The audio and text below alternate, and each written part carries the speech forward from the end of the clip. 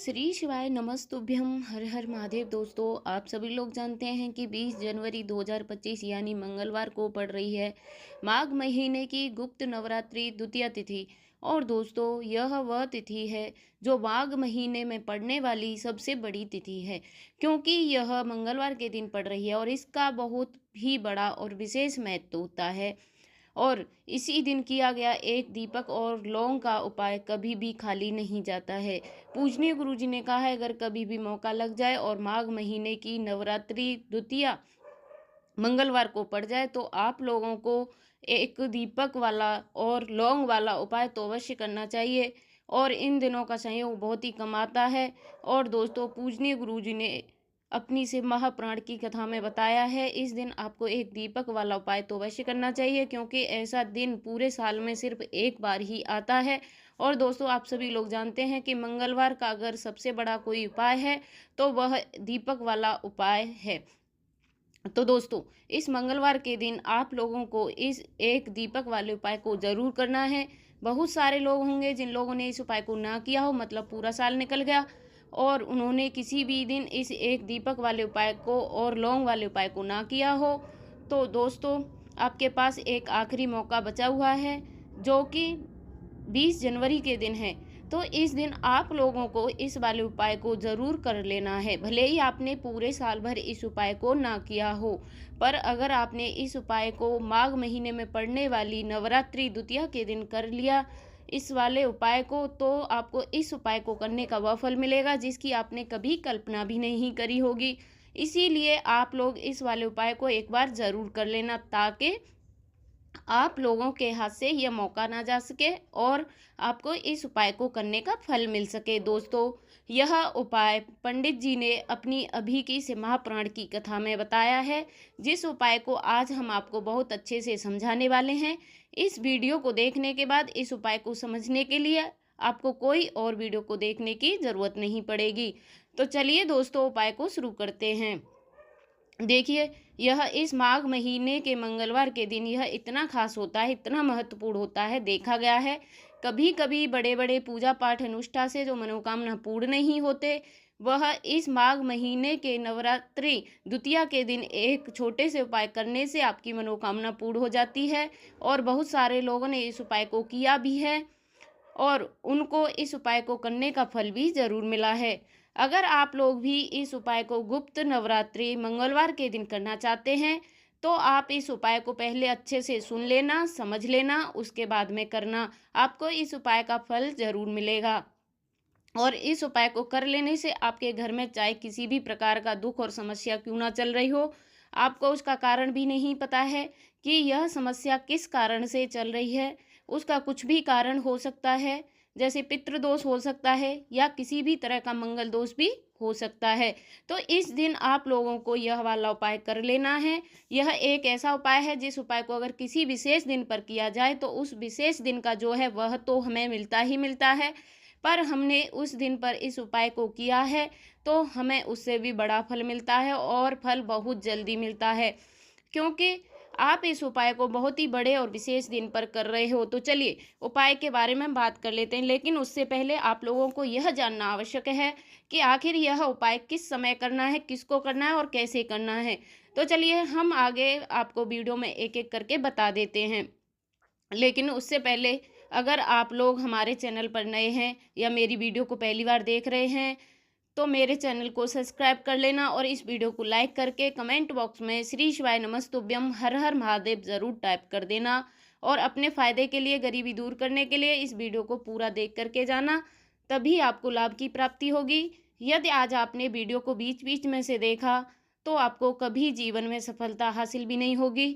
तो इस एक दीपक वाले और लौंग वाले उपाय को हमें इस मंगलवार के दिन कैसे करना है, किसको करना है और किस समय करना है और कहाँ पर करना है, यह सारे सवालों के जवाब आपको इस वीडियो में मिल जाएंगे। और जो यह वीडियो देखेगा उसको एक दीपक वाला उपाय तो अवश्य करना चाहिए, क्योंकि इस दिन दीपक का भी बहुत ही बड़ा और विशेष महत्व होता है। और जब बात आ जाए एक लौंग की, तो यह सोने पर सुहागा वाली बात हो जाती है और यह एक बहुत ही बड़ा उपाय हो जाता है इस मंगलवार द्वितीया तिथि का। अब हम समझाते हैं इस वाले उपाय को हमें करना किस समय है। इस दीपक वाले उपाय को हमें इस मंगलवार के दिन करना किस समय है, तो देखिए इस उपाय को करने का जो समय है वह सुबह का समय और शाम का समय भी है। अब देखिए यहाँ पर हम आपको मुख्य रूप से सुबह का समय नहीं बोलेंगे, क्योंकि 20 जनवरी गुप्त नवरात्रि मंगलवार का दिन है और इस दिन प्रदोष काल के समय का बहुत महत्व होता है। बाकी अगर सुबह के समय करोगे तो भी अच्छा होगा, उसमें कोई दिक्कत वाली बात नहीं है। तो चलिए जानते हैं इस विशेष उपाय के बारे में, लेकिन उससे पहले एक प्रार्थना है, अगर आप इस चैनल पर नए हैं तो इस वीडियो को लाइक करके चैनल को सब्सक्राइब कर लेना। अब हम अपने सबसे पहले उपाय की बात कर लेते हैं। देखिए, माघ मास के दिनों में विशेषकर भगवान शिव और माता पार्वती और विष्णु भगवान का पूजन किया जाता है। अब साथ ही साथ गुप्त नवरात्रि मंगलवार का दिन भी पड़ गया है, तो ऐसा समझ लीजिए आपके जीवन में धन भी आएगा, सुख भी आएगा, धन बढ़ेगा भी और साथ ही साथ आपके जीवन के सारे कष्टों को भगवान शिव जी दूर कर देंगे। तो चलिए सबसे पहले बात कर लेते हैं सबसे पहले उपाय की, जो कि मंगलवार के दिन आपको विशेष कर करना है। और इस उपाय को कर लेने से आपकी कोई भी ऐसी इच्छा है, कोई भी विश है जो अभी तक अधूरी है, पूरी नहीं हो पा रही है, बड़ी से बड़ी विश और मनोकामना भी पूरी हो जाती हैं जब आप गुप्त नवरात्रि वाले दिन इस उपाय को कर लेते हो। तो देखिए, आप सभी लोग जानते हैं कि श्री हरि विष्णु जो हैं उन्हें तुलसी दल सबसे प्रिय है। बिना तुलसी माता के श्री हरि विष्णु अधूरे हैं और बिना तुलसी पत्तों के श्री हरि विष्णु का भोग अधूरा है। अब श्री हरि विष्णु को प्रसन्न करके आप अपनी किसी भी मनोकामना को पूरा करवा सकते हैं, क्योंकि श्री हरि विष्णु प्रसन्न हो गए तो आपकी कोई भी विश इच्छा मनोकामना अधूरी नहीं रहेगी। तो आपको तुलसी के 5 पत्ते लेने हैं। अब यह 5 तुलसी जी के पत्ते आपने जो लिए हैं, ये 5 तुलसी जी के पत्ते आपको श्री हरि विष्णु को अर्पित करने हैं अपने घर के मंदिर में। ऐसा आपको करना है। आपके घर में श्री हरि विष्णु की कोई भी मूर्ति हो, प्रतिमा हो, वहाँ पर यह 5 तुलसी जी के पत्ते आप रखें और साथ ही साथ एक देसी घी का दीपक गोल बाती का आपको लगाना है और ओम नमो भगवते वासुदेवाय इस मंत्र का आपको जाप 11 बार करना है।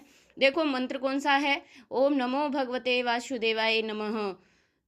और फिर देखना आपकी इच्छा विश जो भी अभी तक अधूरी है, जो पूरी नहीं हो पा रही है, जो भी आपने जीवन में आपको चाहिए, अगर निर्धनता बहुत है, आप अपने घर से गरीबी को दूर करना चाहते हैं, या फिर धन आपका बढ़ता नहीं है, आप चाहते हैं कि आपका धन बढ़े, या फिर आपके घर में फिजूल खर्ची बहुत होता है, पैसा आपके पास नहीं रुकता है, आप चाहते हैं कि पैसा आपके पास रुके, या फिर घर में कोई व्यक्ति ऐसा है जो बहुत बीमार रहता है, या फिर किसी का विवाह नहीं हो पा रहा है, तो जो भी आपकी इच्छा है, जो भी आपकी विश है, बस एक बार श्री हरि विष्णु से कह देना। साथ ही साथ साल का सबसे बड़ा दिन है। यह दिन इतना उत्तम है कि जो आप श्री हरि विष्णु से मांग लेंगे और उनसे कह देंगे, वह आपकी विश, आपकी मनोकामना को बहुत जल्दी पूरा कर देंगे। तो यह पहला उपाय था। चलिए बात कर लेते हैं अपने दूसरे उपाय की। तुलसी के गमले में आपको वह कौन सी चीज़ डालनी है जिस उपाय को करने से आप अपने जीवन में महाधनी बन जाएंगे। इतना धन आपको मिलेगा, कभी भी आपके धन में कमी नहीं आएगी, कभी भी आपका धन बर्बाद नहीं होगा। आपके पैसे की बर्बादी बिल्कुल आपके जीवन में रुक जाएगी। और जो लोग कहते हैं कि घर में पैसा तो आता है, पैसा रुकता नहीं है और पैसा बढ़ता नहीं है, वृद्धि नहीं हो रही है, उन्हें भी विशेषकर यह दूसरा वाला उपाय जरूर करना चाहिए। तो देखिए, पहले ही आपको बता दिया कि श्री हरि विष्णु और उनकी पूजा और उनका भोग मतलब तुलसी मैया के बिना अधूरा है, और तुलसी मैया जो हैं वह श्री हरि विष्णु के बिना अधूरी हैं। तो देखिए, जब भी आप तुलसी का कोई भी उपाय करेंगे तो आप सीधा सीधा श्री हरि विष्णु को प्रसन्न कर लेते हो। अब तब आप भी व्यक्ति को, यानी जो भी व्यक्ति है, किस व्यक्ति को कितना धन देना है, यह श्री विष्णु के हाथ में होता है। धन देने का काम माँ लक्ष्मी करती हैं, जो कि माँ तुलसी का ही एक रूप है। माँ तुलसी जो है यह माता लक्ष्मी का ही स्वरूप है। तो आपको करना क्या है, आपको लेनी है यहाँ पर हल्दी, पिसी हुई हल्दी, जो कि श्री हरि विष्णु से जुड़ी हुई है, आपके गुरु ग्रह से जुड़ी हुई है, आपकी कुंडली में गुरु को मजबूत करती है, सुख सौभाग्य को खींचने का काम करती है, सुख सौभाग्य को खींचने का काम करती है, धन को बढ़ाने का काम करती है। तो एक चुटकी पिसी हुई हल्दी आपको ले लेना है और यह पिसी हुई सूखी हल्दी ही आपको अपने गमले में, तुलसी का पौधा जिस गमले में लगा है उस में अच्छे से इस हल्दी को डालना है। और ओम नमो भगवते वासुदेवाय इस मंत्र का जाप करना है। कितनी बार? कम से कम 21 बार जाप करना है। ओम नमो भगवते वासुदेवाय नमः इस मंत्र का जाप करते रहना है। और हल्के हल्के से तुलसी के पौधे में आपको पूरे गमले में पिसी हुई हल्दी का छिड़काव करना है।